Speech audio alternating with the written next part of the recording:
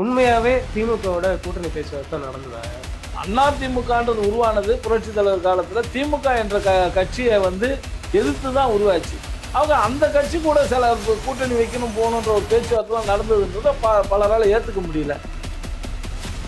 அவங்க எல்லாரும் சொல்லக்கூடிய தகவல் உண்மையா? பாண்டிச்சேரியில் எடுத்து போய் தங்க வச்சாங்க. இந்த 46 எம்எல்ஏ ஒரு ரூபத்தில் நம்ம தமிழகத்துக்கு முதலமைச்சராக வருவோம், நமக்கு அந்த வாய்ப்பு இருக்குதுன்னு சொல்லி கிட்டத்தட்ட 32 பேருக்கு அமைச்சரவையில் இடம் வரும். ஓப்பனாக திமுக நமக்கு ஆதரிக்குது, திமுக கூட நம்ம சேர்ந்து. இப்போ பார்ட்டி ஃபண்டை பற்றி சொல்லிட்டு இருந்தீங்க. போக்குவரத்து துறையில் என்ன ஊழல் நடந்தது? இங்கேயும் இந்த மாதிரியான பார்ட்டி ஃபண்ட் போயிட்டு இருந்தது. அதில் பார்ட்டி ஃபண்டு பெரிய அளவில் பேசி வாங்கப்பட்டதாக பேசுகிறாங்க. வாங்கினது யாருக்கு? தனியார் 1 கோடி ரூபாய்க்கு வாங்கியிருக்காரு. இதே பஸ் கவர்மெண்ட் 1.25 கோடி வாங்கினா அப்போ 25 லட்சம் எக்ஸ்ட்ரா வருது. இதெல்லாம் எங்கேயோ தப்பு நடக்குதுன்னு தான் இப்போ இந்த 500 வண்டியை சென்டரை கேன்சல் பண்ணியிருக்காங்க. திமுக ஆட்சியில் ஊழல் நடந்தது அப்படின்னு சொல்லிட்டு ஒரு குற்றச்சாட்டை தெரிவிச்சிருந்தீங்க. என்ன மாதிரியான ஊழல்கள்லாம் நடந்தது? நாங்கள் தொடவும் மாட்டோம், தொட்டவங்களை விடவும் மாட்டோம்னு சொல்லியிருக்காருன்னா அவ்வளோ சாதாரணமான வார்த்தை கிடையாது. எஸ்எஸ் நியூஸ் நேயர்களுக்கு வணக்கம். இன்று நம்மிடையே இணைந்திருக்கக்கூடிய சிறப்பு விருந்தினர் அண்ணா தொழிற்சங்கத்துடைய முன்னாள் செயலாளர் திரு கமலக்கண்ணன் அவர்கள் தமிழக வெற்றி கழகத்தில் இணைஞ்சிருக்காரு. அவரோட தான் இன்னைக்கு பேச போகிறோம். வணக்கம் சார். வணக்கம் சார். சார், தமிழக வெற்றி கழகத்தில் இணைந்ததுக்கான காரணம் என்ன? எல்லாரும் சாரையாக அதிமுகல இருந்து போயிட்டு டிவிகேல இணைறதுக்கு முக்கிய காரணம் என்ன சார்? தற்போது இருக்கக்கூடிய அனைத்து இந்திய அண்ணா திராவிட முன்னேற்ற கழகத்தினுடைய தலைமை எடப்பாடியார் அவர்கள் எடுத்திருக்கிற சில தவறான முடிவுகள். இந்த இயக்கத்தில் நான்லாம் 46 ஆண்டுகள் பயணிச்சிருக்கிறேன். மாண்புமிகு புரட்சித் தலைவர் தோட்டத்தில் என்னுடைய தந்தையார் ஒரு மேலாளராக இருந்தார். புரட்சித் தலைவர் கூட பழகியிருக்கேன், புரட்சித் தலைவர் அம்மா கூட பயணிச்சிருக்கேன். 26 வருஷமாக நான் மாநில லெவல்லையே பொறுப்பில் ஒரு அணியை உருவாக்கி அம்மா என்கிட்ட ஒப்படைச்சாங்க. அமைப்பு சாரா ஓட்டுநர் அணி. அதுக்கப்புறம் 20 எனக்கு அண்ணா தொழிற்சங்க பேரவை செயலாளரை அண்ணன் முன்னாள் ஒருங்கிணைப்பாளர் ஓபிஎஸ் அண்ணன் அவர்களும் அண்ணன் எடப்பாடியார் இணைந்து தான் வழங்கினாங்க. நானும் அங்கே சிறப்பாக செயலாற்றிட்டு இருந்தேன். சில தவிர்க்க முடியாத காரணத்தினால என்னை விடுவிச்சதுனால எனக்கு திமுகவுக்கு போகக்கூடிய எண்ணங்கள் இல்லாதனால அடுத்து இருக்கக்கூடிய கட்சியான டிவிகேல இணைய வேண்டிய ஒரு நிர்பந்தம் ஏற்பட்டது. இணைஞ்சிருக்கிறேன். அதிமுகவுடைய தொண்டர்கள் எல்லாரும் எந்த அளவுக்கு ஒரு மனநிலையோடு இருக்காங்க? ஏன்னா கழகத்தை நாங்கள் கட்டி அமைக்கணும், நாங்கள் காப்பாற்றணும் அப்படின்னு சொல்லிட்டு நிறைய பேர் எடப்பாடி கே பழனிசாமி அப்ரோச் பண்ணுறாங்க. அப்படின்றப்ப எடப்பாடி கே பழனிசாமி அவர்கள் அவங்களுக்கு என்ன பதில் சொல்கிறாரு? அவர் கட்சி விட்டு கொடுக்க மாட்டார்ல. எப்படியும் அவர் ஒரு தலைமையில் இருக்கார், பொதுச் செயலாளர் இருக்கார். அதனால் வாங்க நம்ம எல்லாம் செய்வோம், அவங்கெல்லாம் வெளியே போனவங்களாம் துரோகிகள், ஏதோ ஒரு காரணத்துக்காக வெளியே போயிருக்காங்கன்னு சொல்லுவாங்க. சில காரணங்கள் வெளியே சொல்ல முடியல. சொன்னினா அது எல்லாருக்குமே ஒரு மன வருத்தத்தை ஏற்படுத்தும். என்ன நம்மளுடைய பொறுப்பு கொடுக்கப்பட்ட பொறுப்பில் சிறப்பாக செயலாற்றணும். இது மாதிரி தான் எல்லாரும் இருந்தாங்க. ஏதோ ஒரு காரணத்தினால வெளியே வர வேண்டிய ஒரு சூழ்நிலை இவரால் வெளியே அனுப்பப்பட்டவங்க தான். தானாக வெளியே வந்தவங்க பார்த்தீங்கன்னா 100க்கு ஒருத்தர் இருப்பாங்க. மிச்சம் 99 பேரும் ஏதோ ஒரு காரணத்தினால இப்போ பொதுச் செயலாளரால் வெளியே அனுப்பப்பட்டவங்க. அவங்களுக்கு மாற்று இடம் எதுன்னா எல்லாத்துக்குமே காரணம் ஒன்றே ஒன்று. அதிமுகன்றது உருவானது புரட்சி தலைவர் காலத்தில் திமுக என்ற கட்சியை எதிர்த்து தான் உருவாச்சு. அவங்க அந்த கட்சி கூட சில கூட்டணி வைக்கணும் போகணுன்ற ஒரு பேச்சுவார்த்தைலாம் நடந்ததுன்றதை பலரால் ஏற்றுக்க முடியல. அதனால் எங்களால் மாற்று சக்தி, ஒரே சக்தி, இன்றைக்கி தூய சக்தியாக புதிதாக வந்திருக்கக்கூடிய நம்மளுடைய வெற்றி கழகத்தில் இணைச்சிக்கணும், தளபதியாக தலைமையை ஏற்றுக்கணுன்ற ஒரு முடிவு எடுத்து தான் நிறைய பேர் இன்றைக்கி இங்கே சரியாக சேர்றாங்க. அங்கே புதியவர்கள் வருவாங்க. எப்போவுமே இந்த இடத்துக்கு ஒரு இடம் காலி ஆகுது, நமக்கு ஒரு வாய்ப்பு கிடைக்கும் போனார்னா அது நிறைய பேர் வரதுக்கான வாய்ப்புகள் இருக்குது. அது மாதிரி வந்திருக்கலாம். அவங்களுக்கு ஒரு ஆறுதலான செய்தியை ஒரு சொல்லியிருக்கலாம். உண்மையாகவே திமுகவோட கூட்டணி பேச்சுவார்த்தை நடந்ததா? அவங்க எல்லாரும் சொல்லக்கூடிய தகவல் உண்மையாது? ஆமாம். அங்கே எப்போ கூவத்தூரில் முதல்ல அம்மாவுடைய மறைவுக்கு பிற்பாடு ஏற்பட்ட பிரச்சனைகள்லாம் உங்களுக்கு நல்லா தெரியும். அப்போ நீங்கள் அங்கே இருந்திருப்பீங்கன்னு நினைக்கிறேன் நியூஸில். அதே மாதிரி இந்த நேரம் என்ன ஆயிடுச்சுன்னா பாண்டிச்சேரியில் எடுத்து போய் தங்க வச்சாங்க. இந்த 46 எம்எல்ஏ இவர் பொதுச் செயலாளர் 47 46 பேர் தங்க வச்சாங்க. அங்கே போய் இவர் பேச்சுவார்த்தை நடத்துனதில் கையெழுத்து வாங்கும்போது நமக்கு ஒரு எதிர்காலம் இருக்குது, ஒரு ரூபத்தில் நம்ம தமிழகத்துடைய முதலமைச்சராக வருவோம், நமக்கு அந்த வாய்ப்பு இருக்குதுன்னு சொல்லி பலருக்கு அமைச்சரவையில் இடம் இருக்கும் போகும்னு சொன்னேன். ஏன்னா இருக்கிறதே 47, கிட்டத்தட்ட 32 பேருக்கு அமைச்சரவையில் இடம் வரும். அப்போ நமக்கெல்லாம் வரும்ன்ற ஒரு நம்பிக்கையிலேயே நிறைய பேர் அப்போ அந்த நேரத்தில் கையெழுத்து போட்டாங்க. அங்கே நடந்த பேச்சுவார்த்தையில் அதாவது வந்து ஓப்பனாக வந்து திமுக நமக்கு ஆதரிக்குது, திமுக கூட நம்ம சேர்ந்து ஆட்சி அமைக்கிறோன்ற வார்த்தையை விட்டுட்டு ஏதோ ஒரு ரூபத்தில் நான் முதலமைச்சராக வரேன், அதுக்கு எல்லா ஏற்பாடும் பண்ணிட்டாங்க, நீங்கள் எல்லோரும் எனக்கு ஒரு சப்போர்ட் பண்ணுங்க அப்படின்ற ஒரு இடத்துல வந்தாங்க. அப்புறம் விசாரிக்கும் போது தான் தெரியுது இங்கே வந்து திமுகவுடைய ஆதரவோடு இவர் வந்து முதலமைச்சராக வராருன்னு சொல்லும்போது எல்லாருமே அதை ஏற்றுக்கல. 99% 100% உண்மையான வார்த்தை. திமுகவுடன் இணைந்து அதிமுக ஆட்சி அமைக்கும் என்ற தகவல் பரவியவுடன் தான் எல்லாருமே வெளியில் வரணுன்ற ஒரு எண்ணம் வந்தது. அந்த தீவிரமான அதிமுக தொண்டர்களும் அதிமுகவுடைய நிர்வாகிகளும் அம்மா கூட தலைவர் கூட பயணித்தவங்க அதை ஏற்றுக்கல. இப்போ கடைக்கோடி தொண்டர்கள் போகிறாங்க அப்படின்றது கூட பெரிய பேசு பொருளாகாது. பல எம்எல்ஏக்கள், பல முன்னாள் அமைச்சர்கள் எல்லாரும் போயிட்டு சேர்றதுக்கான முக்கியமான காரணம் என்ன? அதாவது வந்துங்க, இங்கே வந்து எதிர்காலத்தை வந்து குறைச்சிக்கிட்டே வர்றார். இன்றைக்கி வந்து பார்த்திங்கன்னா 10 முறைக்கு மேலே நம்ம தோல்வி அடைஞ்சிருக்கோம். அவர் ஒரு சில முடிவுகள் எடுக்கிறார். யாரை வச்சு எடுக்கிறாரு, எப்படி எடுக்கிறாருன்னு தெரியாது. அம்மா இருக்கும்போதும் சரி, தலைவர் இருக்கும்போதும் சரி, தலைவர் கூட ஒரு நெருக்கமான ஒரு 4-5 நிர்வாகிகள் இருப்பாங்க, தலைமை கழகம். அவர் வந்து தலைவர் வந்து ஒரு முடிவு எடுத்துட்டா கூட பேரளவுக்கு அவங்க கூட கலந்து பேசி அதில் இருக்கிற உண்மையெல்லாம் வாங்கிக்கிட்டு அப்புறம் தலைவர் முடிவு எடுப்பாங்க. அதே தான் அம்மாவும் ஃபாலோ பண்ணாங்க. நிறைய வந்து கட்சியோட 2ஆம் கட்ட தலைவர்கள் அம்மா கிட்ட தொடர்பு கொடுப்போம். ஒரு 4 அணி, ஒரு 5 அணிலாம் இருக்கும். அம்மா நிறைய டிஸ்கஸ் பண்ணுவாங்க. இப்போ நானே ஒரு பேப்பர் எடுத்துகிட்டு போய் ஒரு இதில் ஓட்டுநர் அணியில் ஒரு பதவி ஒரு இதுவை மாற்றலாம், இது மாதிரி பண்ணணும்னு ஒரு புதிய திட்டத்தை கொண்டு வரலாம் அப்படின்னு சொன்னால் அந்த பேப்பருக்கு அம்மா அப்போயே பதில் சொல்ல மாட்டாங்க. அது சம்மந்தப்பட்ட ஒருத்தர்கிட்ட கொடுத்து, எக்ஸாம்பிள் சொல்லணும்னா செங்கோட்டையன் போக்குவரத்துறை அமைச்சர், அவருக்கு போகும் பேப்பர், இந்த மாதிரி கமலக்கண்ணன் கேட்டிருக்காரு, செய்யலாமா வேணாமா. அவர் ரொம்ப யோசித்து அம்மா கேட்டுறாங்கல்ல, கரெக்டான பதிலை வந்து அம்மாவுக்கு சொல்லுவாங்க. அதுக்கப்புறம் அம்மா வந்து நீங்கள் கொடுத்த லெட்டரை பார்த்தேன் கமலக்கண்ணன், நான் அதில் வந்து இப்படி பண்ணுங்க பண்ணாதீங்கன்னு ஏதோ ஒரு முடிவு எடுப்பாங்க. இதெல்லாம் அம்மாவுடைய இதுவாக இருந்தது.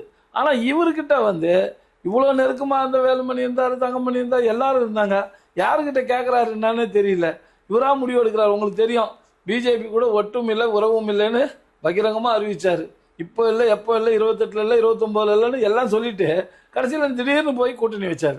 அன்னைக்கு இந்த கூட்டணியை வந்து 21 அவங்க சொன்னதை இவர் கேட்டிருந்தாருனாக்கா, லீலா பேலஸில் பேசும்போது அவங்க வந்து இன்னும் கொஞ்சம் சீட்டு கொடுங்க, நாங்கள் டிடிவி எடுத்துகிட்டு வரோன்னு சொல்லியிருந்தார். அன்றைக்கி வந்து அந்த வார்த்தைக்கு மரியாதை கொடுத்து பண்ணியிருந்தாருன்னா கண்டிப்பாக அதிமுக ஆட்சி 21 ஹேட்ரிக் வெற்றி, 2 முறை தொடர்ச்சி, 3ஆவதும் வந்திருப்போம். இன்றைக்கி திமுகன்ற ஒரு கட்சிக்கு வேலை இல்லாதான் இருக்கும்.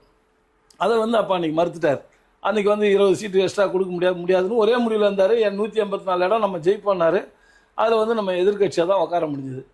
24 வந்து உங்களுக்கு வேலுமணி அண்ணெல்லாம் கணக்கு சொன்னார், எவ்வளோ ஓட்டு வந்து நமக்கு கிடச்சிது, பிஜேபியோட ஓட்டு எவ்வளோ, 2த்தையும் கூட்டினா எத்தனை இடத்துல நம்ம ஜெயிப்போம்னா கிட்டத்தட்ட 20 சீட்டு 20 அவ்வளோலாம் கூட வேணாம், ஒரு 15 எம்பி நம்ம ஜெயிச்சிருப்போம்.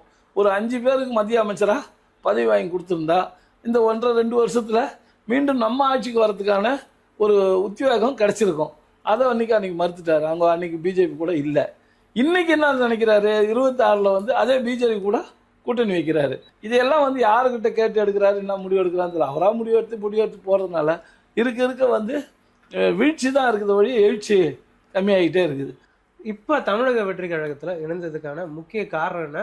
முதல்வர் விஜய் அவர்கள் என்ன மாற்றத்தை கொண்டு வந்திருக்காரு இந்த குறுகிய காலகட்டத்தில்? சார், இந்த 40 நாள்லேயே உங்களுக்கு தெரியும், இன்றைக்கி பத்திரப்பதிவு நேற்றுலாம் கூட அமைச்சர் பார்த்தேன், இதில் போய் நேராக போய் விசிட் பண்ணி சொல்கிறாரு, பணங்கள் வாங்காமல் பத்திரப்பதிவு நடத்தணுன்றாங்க. நிறைய மாற்றங்களை அங்கே கொண்டாந்துருக்காங்க. இன்றைக்கி பார்ட்டி ஃபண்டுன்னு ஒரு வார்த்தையை வந்து சொன்னதுக்கே இவ்வளோ பெரிய கலாபரம் ஏற்பட்டது அசம்பிளியில். அந்த அளவுக்கு வந்து பார்ட்டி ஃபண்டுன்ற வார்த்தையை எடுக்கணும், அந்த மாதிரி தேவையில்லைன்றதை இன்றைக்கி வெளிப்படைத்தன்மையோடு சொல்லியிருக்காங்க. அது மட்டும் இல்லாமல் பள்ளி கல்வியை பொறுத்தவரையிலும் சிறப்பான முறையில் இது வரைக்கும் உங்களுக்கு தெரியும், இப்போ வேம்பு சார் வந்து திருநெல்வேலியில் அவர் அவ்வளோ பெரிய செல்வந்தர், அவர் வந்து அந்த பிரியா நடத்துகிற அந்த கலைவாணி இதுக்கு வந்து அதுக்கு வந்து பர்மிஷனுக்கே என்கிட்ட பணம் கேட்டாங்கன்னு சொல்லி போடுறாரு. இதெல்லாம் வந்து இன்றைக்கி இல்லாத ஒரு ஜீரோ இதில் வந்து கரப்ஷனை குறைக்கிறதுக்கு தயாராகி பண்ணிக்கிட்டு இருக்காங்க. அதே மாதிரி மின்சார வாரியத்திலும் சரி, இன்றைக்கி நேற்று ஸ்டேட்மெண்ட்டில் பார்த்திங்கன்னா நிறையா தப்பு நடந்திருக்குன்னு சொல்கிறாங்க. இப்படி எல்லாம் இருக்கிறது வெளிக்கொண்டு வராங்க 40 நாளில். இன்றைக்கி நிறைய அறிவிப்புகளில் வந்து கொண்டு வந்து நான் செயல்படுத்தணும்னு சொல்லியிருக்காங்க. குறிப்பாக சொல்லணும்னு சொன்னாக்கா, நம்ம இன்றைக்கி வந்து அந்த 1000 ரூபாய் கொடுத்ததை நாங்கள் ஏதோ ஒரு போஸ்ட்மேன் பண்ணி நாங்கள் 2500 கொடுக்கறதுக்காக பேசுகிறோம் போகிறோம்னு சொல்லி அது பாட்டுக்கு அது ரொட்டீனாக நடக்கணும்னு சொல்லி பண்ணியிருக்காங்க. இன்றைக்கி வேலை வாய்ப்பில் வந்து ஈபியில் வந்து 15,000 20,000 பேரை வேலைக்கு எடுக்கிறோன்னு சொல்லியிருக்காங்க. இதெல்லாம் நிறைய வேலைகள் வந்து இந்த 40 நாளில் அவர் வந்து டெய்லி ஒவ்வொரு துறையாக கூப்பிட்டு 32 துறை அந்த அமைச்சர்களை கூப்பிட்டு ஒவ்வொருத்தர்கிட்டையும் அவர் ஆலோசனை பண்ணி முதலமைச்சர் வந்து சில நோட்ஸ் எடுத்து அதுக்காக தான் அதுக்காக தயாராகிட்டு இருக்காருன்னு வச்சுங்களேன். மீண்டும் வந்து அடுத்த அசெம்பிளி கூட போகுது, நிறைய அறிவிப்புகள் வரத்துக்கு வாய்ப்பு இருக்குது. இதெல்லாம் முடிஞ்ச உடனே ஆட்சி அதிகாரத்தில் நிறைய தெளிவான முடிவுகளை எடுத்து சிறப்பான ஆட்சியை கொடுக்கணுன்றதுல அவங்க தெளிவாக இருக்காங்க, செய்துக்கிட்டு இருக்காங்க, செய்வாங்க. அதில் ஒன்றும் மாற்றம் இருக்காது. இதையெல்லாம் வந்து எதிர்பார்த்து தான் நாங்களும் வந்து தூய்மையான ஒரு இடத்துல நமக்கு வாய்ப்பு கிடச்சிருக்குது, பணியாற்றணும்னு சொல்லி எல்லாரும் வந்திருக்கிறோம் வழியா. யாரும் இப்போ வந்தவங்களாம் பார்த்தீங்கன்னா யாரும் பெரிய மிட்டா மிராசை பெரிய பல 100 கோடிக்கு அதிபதியெலாம் யாரும் கிடையாது. சாதாரணமாக இந்த கட்சியில் பயணிச்சிருப்பாங்க. அவங்க வந்திருப்பாங்க. பார்த்தீங்கன்னா அவர் எம்பியாக இருந்திருப்பார், அவருக்கு வந்து பென்ஷன் வரும். ஒரு அதுக்கு முன்னாடி இருக்கும்போது அந்த மாவட்டத்தில் ஏதோ வேலை பார்த்தவராக இருப்பார் வழியா. அவர் பெரிய செல்வந்தராவோ பல கோடிக்கு அதிபதியாவெல்லாம் இருந்தவங்க வந்து சொத்தை காப்பாற்றிக்கணும், பதவி வாங்கிக்கணும்லாம் வரல. நேர்மையாக வந்து வேலை செய்கிறாங்க, எல்லோரும் வந்திருக்காங்க.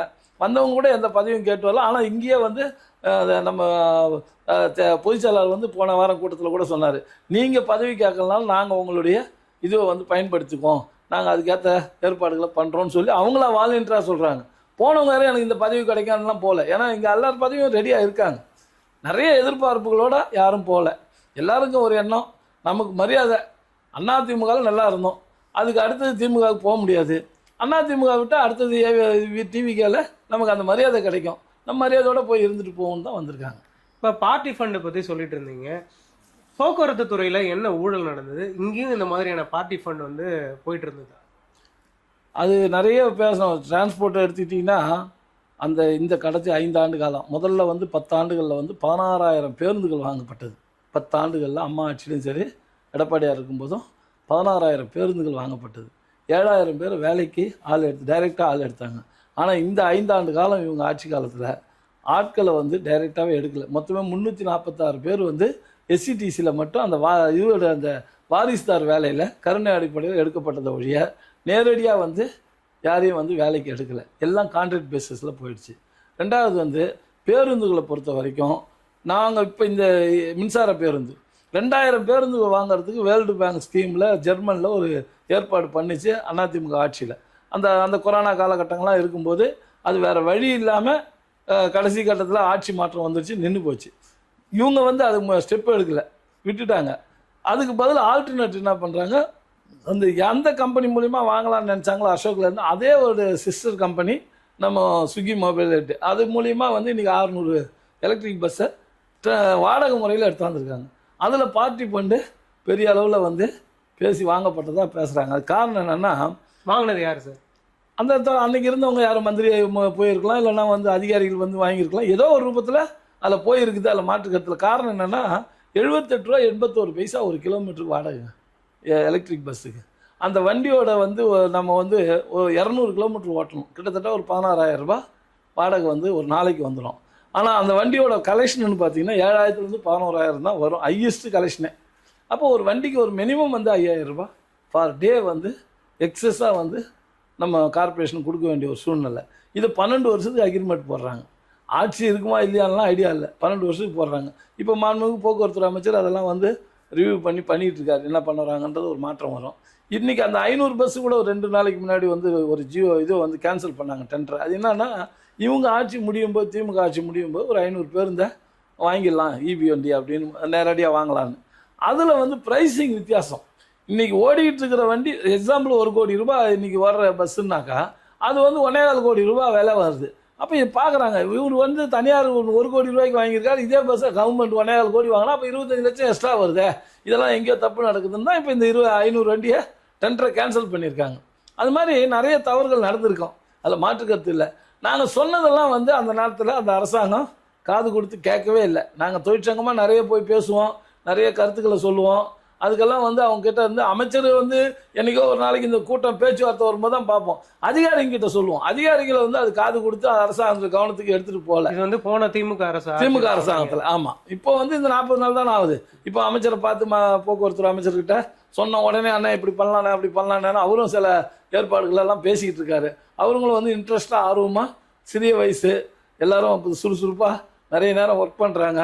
நைட்டு பார்த்தீங்கன்னா 10 மணி வரலாம் அசம்பிளிலலாம் நான் இதெல்லாம் இது உள்ள வந்து நம்ம செக்ரட்டரியேட்டில் 10 மணி வரலாம் யாரும் இருந்தெல்லாம் பார்த்ததில்ல. 6 மணி 7 மணி 5 மணியோட க்ளோஸ் ஆகிடும். இதெல்லாம் ஒரு பொதுச் செயலாளர் ஆஃபீஸ்லாம் 11 மணி 12 மணி வரலாம் பப்ளிக்கை பார்க்குறாரு நைட்டில் அப்படின்னு சொன்னால் அந்த அளவுக்கு வந்து அவங்க வேலை செய்கிறாங்க, என்னன்றது கேட்குறாங்க, காது கொடுத்து கேட்குறாங்க. இதெல்லாம் நம்ம வந்து செய்திருக்கணும், செய்யலை. இனிமேல் இது வந்து மாற்றிக்கணும். இப்போ இவங்களுடைய இதில் வந்து உழைப்பு நிறைய. எல்லா இளைஞர்கள் சின்ன வயசு எல்லாம் சுறுசுறுப்பாக இருக்காங்க, அவங்க ஏதாவது ஒரு சாதிக்கணும்னு நினைக்கிறாங்க. அதனால் இது வந்து சிறப்பான ஒரு ஆட்சியாக அமையும். முதல்வர் அவர்கள் வந்து பேருந்தை தொடங்கி வச்சார். இப்போ சேவைகளை நிறைய பேர் வந்து ஓட்டுநர்களை கொண்டு வந்து அங்கே கிளாம்பாக்கத்தில் தங்க வச்சுருந்தாங்க, அவங்களுக்கு அடிப்படை வசதிகள் வந்து செய்யப்படலை அப்படின்ற ஒரு குற்றச்சாட்டு இருந்தது. இதை எப்படி பார்க்குறீங்க? அது வந்து நாங்களாம் கூட எங்களுடைய கண்டனத்தை தெரிவித்தோம். காரணம் என்னென்னா, அமைச்சர் வந்து ஒரு டைம் சொல்லிடுறாரு, நாளைக்கோ நாளன்னைக்கோ நம்ம வந்து முதலமைச்சரை வச்சு நம்ம பண்ணணும்னு ஒரு முடிவு எடுத்து ஒரு டேட்டை சொல்லிடுறாங்க. அதிகாரிகளுக்கு என்ன பயம்னா, வண்டி ஒரு வேளை லேட் ஆகிட்டா நம்ம திருநெல்வேலியிலேருந்து வரணும், கோயம்புத்தூர்லேருந்து வரணும், நம்ம ஏன் ரிஸ்க் எடுக்கணும், முன்கூட்டியே எடுத்தால் நிறுத்திடுவோமே அப்படின்னு சொல்லி முன்னாடியே வந்து வண்டிகளை எடுத்தால் நிறுத்திருக்கலாம். அது அந்த மாதிரி தான் எல்லோரும் சொன்னது. ஒரு வேளை முதலமைச்சர் வரும்போது இந்த வண்டி இதுவாகலாம், ஒரு 300 வண்டியும் பார்க்கணும், நேரடியாக வெளியிடணும், அதாவது துவக்கி வைக்கணும்னு விரும்புகிறாரு அப்படின்போது அந்த வண்டிக்கு வந்து சேரணும், ஏதோ ஒரு காரணத்தில் டிலே ஆகிடக்கூடாதுன்றதுனால ஒரு நாள் அட்வான்ஸாக சொன்னாங்க.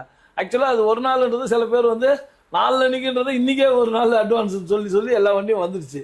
என்ன இந்த டிரைவர் கான்ட்ராக்டர்களுக்கு உண்டான ஏற்பாடுகளை பண்ணியிருக்கணும். அது அதிகாரிகள் செய்ய வேண்டியது, அமைச்சர் போய் செய்ய முடியாது. அந்த சம்மந்தப்பட்ட எம்டி இப்போ இருக்கார் சென்னை இதுலன்னா, அவர் தான் வந்து கோஆர்டினேட்டராக இருப்பார். 8 கோட்டம், அதில் சென்னை கோட்டத்தை சேர்ந்த எம்டி தான் இதெல்லாம் கோஆர்டினேட் பண்ணணும். இவர் என்ன பண்ணியிருக்கணும், அவங்களுக்கு தங்குற வசதி, உணவு வசதி இதெல்லாம் ரெடி பண்ணி கொடுத்துருக்கணும். அவர் இருந்த பிஸியிலே எதிலே வந்து விட்டுட்டாங்க. நாங்கள் வந்து கண்டித்து அன்றைக்கே வந்து ஜேஎம்டிக்கெலாம் சொன்னேன், ஏன்னா எல்லோரும் படுத்துருக்காங்க, ரோட்டில் படுத்துருக்காங்க, வண்டி கீழே அவங்களாம் ஒரு வசதி பண்ணி கொடுக்கணும் இல்லையா. ஏதாவது ஒரு அட்லீஸ்ட் ஒரு 2 வாடகை ஃபேன் எடுத்திருந்தாது அந்த வராண்டாவில் வசதி ஏற்படுத்தி கொடுத்தா நிம்மதியாக தூங்கியிருப்பாங்க. ரோட்டில் தூங்குறாங்க, நாளைக்கு வண்டியாக கூட மூவ் ஆகிடுச்சுன்னா வண்டி கீழே தூங்கினாங்க, ஏதோ ஒன்று ஆகிப்பட்ட அசம்பாவிதம்லாம் வருமேன்னு சொன்னோம். அது வந்து அதிகாரிகளுடைய அலட்சியத்தினால ஏற்பட்டது. இது வந்து ஏற்பட்டிருக்கக்கூடாது. வருங்காலத்தில் அது மாதிரி பண்ண மாட்டாங்க. இது அமைச்சர் ரொம்ப கண்டித்தார்.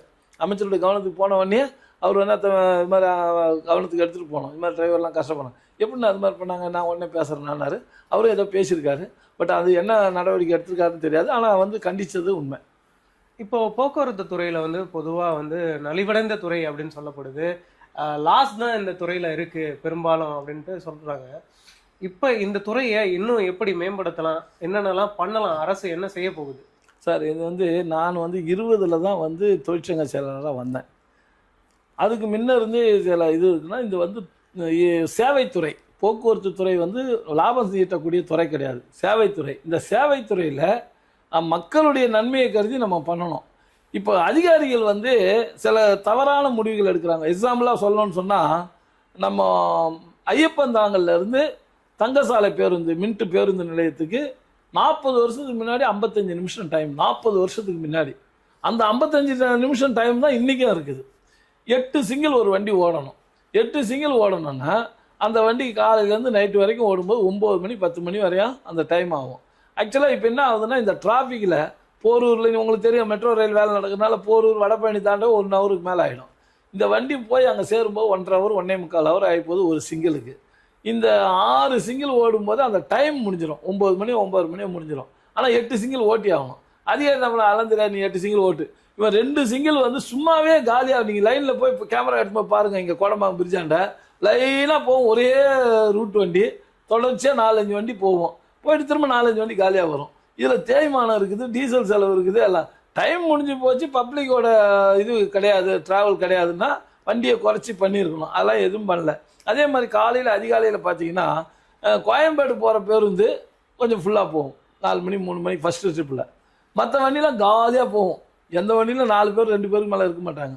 நாங்கள் என்ன சொன்னோம், அந்த கவர்மெண்ட்டில் காது கொடுத்து கேட்கல. நான் என்ன சொன்னேன்னா, மினி பஸ் இருக்குது, மினி பஸ் வந்து காலையில் 4 மணிலேருந்து ட்ராவலில் ஓட்டுங்க, 7 மணிக்கு அந்த பஸ்ஸை அப்படியே வந்து ஸ்கூல் பிள்ளைங்களுக்கு ஃப்ரீயாக கொடுத்துருங்க 2 ஹவர்ஸ். அது வந்து ஸ்கூல் பிள்ளைங்க டிக்கெட்டு கிடையாது. அப்போ அந்த பிள்ளைங்களுக்கு வந்து ட்ராவல் பண்ணுறதுக்கு ஈஸி, கண்ட்ராக்டர் வேஸ்ட் இல்லை, வேண்டியதில்லை. ரெண்டாவது டீசல் வந்து 8 கிலோமீட்டர் போகும் ஒரு லிட்டருக்கு, இது வந்து 5 கிலோமீட்டர் தான் போகும். நமக்கு தேய்மானம் வந்து டயர் விலை வந்து அது 22,000, இது 50,000 60,000 வருது. ஸோ இதையெல்லாம் கால்குலேட் பண்ணி மினி பஸ் ஆப்ரேட் பண்ணுங்க. சாயங்காலம் வந்து 4 மணிக்கு ஸ்கூலுக்கு மினி பஸ் கொடுத்துருங்க, 5-5:30 வரையில் அந்த டைம் முடிஞ்சிடும் 2 சிங்கிள். அதுக்கப்புறம் வந்து நமக்கு டிராஃபிக் குறைய இந்த ஏரியாவில் இந்த வண்டியை இப்போ ஆப்ரேட் பண்ணோம்னா நமக்கு செலவினங்கள் குறையும். அதே மாதிரி அதிகாரிகள், இன்றைக்கி வந்து அதிகாரிகளுக்கு வந்து நம்ம சரண் சிங் ஐஏஎஸ் இப்போ தான் முதல்ல ஐஏஎஸ் போட்டாங்க, இப்போ லாஸ்ட்டில் தான் எம்டியா அவர் சுரன் சிங் இருந்தார். அவர் இருக்கும்போது என்ன பண்ணார்னா, எம்டிஆர் இருக்கும்போது எம்டிசியில் எல்லா அதிகாரியும் கூப்பிட்டு மீட்டிங் போட்டார். யாரெல்லாம் ஜீப்லாம் யாரும் பயன்படுத்தக்கூடாது, உனக்கு 2 வீலர் இருக்கா பெட்ரோல் அலவன்ஸ் வாங்கி, நீ கார் வச்சுருக்கியா நீ டீசல் பெட்ரோல் அலவன்ஸ் வாங்கி, இப்படியெல்லாம் கொடுத்துட்டு, இல்லை அந்த வண்டி வசதி இல்லாதவங்களுக்கு ஒரு வண்டியை கொடுத்து 10 அதிகாரிகளை பிக்கப் பண்ணி வந்துருங்க, இங்கே முடிஞ்சிட்டு எடுத்து போய் ட்ராவல் அந்த மாதிரிலாம் வச்சுருந்தார். இங்கே இப்போ அப்படின்னு ஆயிடுச்சுன்னா இந்த 5 வருஷத்தில் எல்லாருக்கும் ஒரு ஜீப் ஓட்டுற டிரைவர் வந்து சீனியராக இருப்பார், அவருக்கு 65,000 சம்பளம், அப்புறம் பேட்டா கிட்டா எல்லாம் இருக்குது. இந்த வண்டி ஜீப்புக்கும் டீசலு ஒரு நாளைக்கு ஒரு 10 லிட்டர் டீசல். என்ன வேலை, காலையில் அவர் எடுத்தாந்து இங்கே விடுவோம், இங்கே உட்காந்துருப்பாங்க, சாயங்காலம் எடுத்துமே விடுவோம், நடுவில் ஏதாவது ஒரு வாட்டி செக்ரட்டரியேட்டுக்கு அங்கே இங்கே போயிட்டு வருவாங்க, இவ்வளோ தான். இதுக்கு வந்து இத்தனை வண்டி, இத்தனை அதிகாரிகள், இதெல்லாம் செலவினங்கள். இதையெல்லாம் குறைக்கணும். இன்றைக்கி வந்து லாபம் வராது சார், டிக்கெட் பேருக்கு வந்து ஏற்ற முடியாது. அப்போ நம்ம செலவினங்களை குறைக்கணும். எப்படிலாம் குறைக்கலாம், இதெல்லாம் பண்ணால் தான் இதை வந்து நஷ்டத்தை குறைக்கலாம், மொழியே லாபமே வராது. ஆனால் நஷ்டம் இல்லாத பார்த்துக்கலாம். அதை வந்து அதிகாரிகள் முடிவு எடுக்கணும். நாங்கள் எல்லா 8 கோட்டத்துக்குமே வந்து ஐஏஎஸ் போடணும் அப்படின்னு சொல்கிறோம். ஏன்னா ஐஏஎஸ் ஆஃபீஸ் தப்பு பண்ணுறது பண்ண மாட்டாங்க, ரூல்ஸ் என்னவோ அது பிரகாரம் இருப்போம். இங்கே அப்படி கிடையாது. எம்டிஏ இருக்கிறவங்க பிஏ முடிச்சு வந்தவங்க அவங்க என்ன பண்ணலாம், கொஞ்சம் அட்ஜஸ்ட்மெண்ட் பண்ணி, சரி அவர் சொன்னார்ப்பா இப்படி மாற்றுப்பா அப்படி மாற்றுப்பா. அதிகாரிகள் வந்து மாறினா தான் இந்த துறை வந்து நஷ்டத்தை இருந்து குறைச்சிக்கலாம். திமுக ஆட்சியில் வந்து ஊழல் நடந்தது அப்படின்னு சொல்லிட்டு ஒரு குற்றச்சாட்டை தெரிவிச்சிருந்தீங்க. என்ன மாதிரியான ஊழல்கள்லாம் நடந்தது? கடந்த காலங்களில் வந்து இந்த டயர் ட்ரேடிங்கில் வந்து ஊழல் நடந்தது அப்படின்னு சொல்லப்பட்டது. இந்த மாதிரியான வழக்குகள் திரும்ப தோண்டி எடுக்கப்பட்டு அந்த முன்னாள் அமைச்சர்கள் மேலே நடவடிக்கை எடுக்கப்படும். இல்லை, கண்டிப்பாக வந்து மாண்புமிகு முதலமைச்சரும் சொல்லியிருக்காரு, நாங்கள் தொடவும் மாட்டோம், தொட்டவங்களை விடவும் மாட்டோம்னு சொல்லியிருக்காருன்னா அவ்வளோ சாதாரணமான வார்த்தை கிடையாது. ஒவ்வொரு துறையிலையும் அந்தந்த துறை அமைச்சர்கள் வந்து அதையெல்லாம் தோண்டி எடுத்து பார்த்துக்கிட்டு இருக்காங்க. எங்கே தப்பு நடந்திருந்தாலும் கண்டிப்பாக நடவடிக்கைன்றது இருக்கும். ஏன்னா எதிர்காலன்றது அதாவது சார் ஒரு உச்சத்துக்கு போயிடுச்சு எல்லாத்துலேயுமே. அதாவது வந்து பார்ட்டி பண்டாகட்டும் எதாக இருந்தாலும் திரும்ப இறங்கி வரணும், அப்படியே போக முடியாது இல்லையா? இப்போ இறங்குது, கீழே வந்தே ஆகணும். பழைய நிலைமைக்கு இந்த தமிழகம் திரும்பி ஆகணும். இன்றைக்கி வந்து சாதாரண மனிதனும் இன்றைக்கி சட்டமன்ற உறுப்பினராக இருக்கிறவங்களாம் பார்த்தீங்கன்னா ரொம்ப சாதாரணமானவங்களாம் இன்றைக்கி வந்து சட்டமன்ற உறுப்பினராக வந்திருக்காங்கன்னா இது ஒரு பெரிய மாற்றம். இந்த மாற்றம் வரணும். இன்றைக்கி பணம் இருந்தால் தான் உங்களுக்கு வந்து சீட்டு கிடைக்கும், பணம் இருந்தால் தான் நம்ம வந்து எம்எல்ஏ ஆக முடியும்னு சொன்னால் இது வந்து வேறு மாதிரி வழிவகுத்துரும். இன்றைக்கி இவங்கெல்லாம் வந்து இவ்வளோ தெளிவாக இந்த தம்பிமார்கள்லாம் வந்திருக்கிறது காரணம், ஒருத்தர்லாம் சொல்கிறாரு, எனக்கு கடைசி நாளில் வந்து பூத்து செலவு கூட எனக்கு பணம் இல்லைண்ணா, 30,000 ரூபா நான் ஒருத்தர்கிட்ட கடன் வாங்கி நான் பண்ணோன்னாரு. இங்கே பல கோடிகளை செலவு பண்ணவங்களும் தோற்று போயிருக்காங்க. அப்போ அந்த பணத்துக்கு இனிமேல் வேலை இல்லை, உழைப்புக்கு நேர்மைக்கு தான் இன்றைக்கி தமிழக மக்கள் தயாராக இருக்காங்கன்றது இது ஒரு ப்ரூஃபாக இருக்குது. எதிர்காலத்தில் ஒரு மாற்றமான ஒரு தமிழகத்தை நம்ம பார்க்கலாம் எல்லா இடத்துலையும். இன்றைக்கி வந்து நான் நேற்று கூட ஒரு இதில் சொன்னேன், இந்தியன் படத்தில் வந்து கமலஹாசன் வந்து இந்த லஞ்சம் வாங்குறவங்களெல்லாம் வந்து பழி வாங்குவார். அப்புறம் எல்லா பிள்ளைங்க தம்பிமார்கள்லாம் அதே மாதிரி பேண்ட்டு இதெல்லாம் போட்டுக்கிட்டு நடக்கிற மாதிரி இந்தியன் தாத்தா ஸ்டைலுன்னு அந்த மாதிரி அது ரீலில் தான் பார்த்தோம். இப்போ ரியலாக வந்து பார்க்க ஆரம்பிச்சிருக்கோம். எல்லா இடத்துலையும் இந்த லஞ்சம், இந்த பார்ட்டி பண்டு இதெல்லாம் ஒழிக்கணுன்றதுல மாண்புமிகு முதலமைச்சர் தெளிவாக இருக்கிறதுனால நிச்சயமான வந்து அது வந்து இது ரியல் நிச்சயமாக வந்து எல்லாத்தையும் ஒழிச்சிடுவாங்க. நேர்மையான ஒரு தூய்மையான ஒரு அரசு நடக்கும், மக்களுக்கு சர்வீஸ் நல்லா இருக்கும். இதை வந்து மக்களும் பார்க்க தான் போகிறாங்க. இதுவுமே ரீல்ல தான் வருது அப்படின்னு சொல்கிறாங்க. அதாவது இந்த ஆட்சி வந்து ரீல்ஸில் தான் நடக்குது. இல்லை சார், ரீலை பண்ணி ரீல்லையே வந்து வாழ்ந்தவங்க உங்களுக்கு தெரியும். இன்றைக்கி வந்து ஸ்டாலின் தான் வராரு, விடியல் தர போகிறாருன்னாங்க 5 வருஷத்துக்கு முன்னாடி எல்லா இடத்துலையும் போட்டாங்க. என்ன நடந்தது? ஒன்றுமே நடக்கலை, மாற்றமே வரல. ஒரு சாரர் தான் வந்து அதில் வந்து வளர்ந்து வந்தாங்களே வழிய மற்றவங்களுக்கு அந்த வாய்ப்புகள் கிடைக்கல. இன்றைக்கி வந்து நிறைய பேர் இது போடுறாங்க. இப்போ வாட்ஸ்அப்பில் பார்த்தீங்கன்னா, நீங்கள் எதுக்கு போய் ஆராய்ச்சிலாம் பண்ணுறீங்க, முதல்ல உங்கள் குடும்பத்தில் பாருங்கள் யாரெல்லாம் வந்தாங்க. நான் கட்சிக்காரன் ஒருத்தர் வந்து இன்னைக்கு காலையில் கூட பார்த்தேன், ஒரு வயதானவர் சொல்கிறாரு, நம்ம தோல்விக்கான காரணத்தை வெளியில் தேடாதீங்க, உங்கள் வீட்டில் தேடுங்க. ரெண்டாவது, கீழே இருக்கிறவங்க கலைஞர்லாம் வந்து சின்ன ஒரு கிளைச்சலாக 10 பேரை கூப்பிட்டு அங்கே யாரையா போடலாம் என்னையா போடலாம்லாம் கேட்டிருப்பாரு. நீங்கள் எதுவுமே கேட்கல. நீங்கள் வந்து ஒரு கார்பரேட் கம்பெனியை நம்பி இன்றைக்கி வந்து ஆட்சி வந்துருவோம்னு சொல்லி கடைசியில் இவ்வளோ நஷ்டத்துக்கு போயிடுச்சு அப்படின்னு ரொம்ப வருத்தப்பட்டு ஒரு பதிவு போடுறாரு. அப்போது இவங்க என்ன நினச்சிட்டாங்க, நம்மளை வந்து யாரும் வின் பண்ண முடியாது, நம்மக்கிட்ட எல்லாம் வந்து வசதியானவங்கெல்லாம் வேட்பாளராக நிற்கிறாங்க, எப்படியா செலவு பண்ணி வந்துடுவாங்கலாம் நினச்சாங்க. அதுக்கெல்லாம் வேலையே இல்லாத இன்றைக்கி 16 அமைச்சர்கள் வந்து தோல்வி அடைஞ்சிருக்காங்க. அவங்க வந்து எதிர்த்து நின்றவங்களாம் பார்த்தீங்கன்னா சாதாரண ஒரு, நீங்கள் சொன்ன மாதிரி இந்த இதில் தென்சென்னையிலேருந்து ஒரு ஆட்டோ டிரைவர் வந்து அவர் அங்கே போய் நின்று ஜெயிக்கிறாரு. யாரை? ஜெயக்குமார் கிட்ட பேசும்போது அண்ணா அவர் சொல்கிறாரு, எப்பா நான் தோற்றது கூட பெருசாக இல்லைப்பா, ஒரு சாதாரண தம்பிக்கிட்ட நான் தோற்று போயிட்டேன், திமுக தோற்றுருந்தா கூட பரவாயில்ல, போன வாட்டி திமுக கிட்ட தோற்று, இந்த வாட்டி இவ்வளோ வந்துடுச்சான்னு ரொம்ப வேதனைப்படுறாரு. இப்படியெல்லாம் ஒவ்வொருத்தருக்கும் ஒரு படிப்பினையாக ஆகி போச்சு. அதனால் இனிமேல் பணத்துக்கு வேலை இல்லை, உழைப்புக்கு நேர்மைக்கு இந்த தமிழக மக்கள் தலை சாய்க்க கை கொடுக்க தயாராக இருக்கிறாங்கன்றது தான் இன்றைய சூழ்நிலை. இது மாறணும், மாறினா தான் நல்லாயிருக்கும். எங்களோட இணைந்து பல்வேறு கேள்விகளுக்கு பதிலளிச்சிங்க. மிக்க நன்றி சார். வாழ்த்துக்கள்.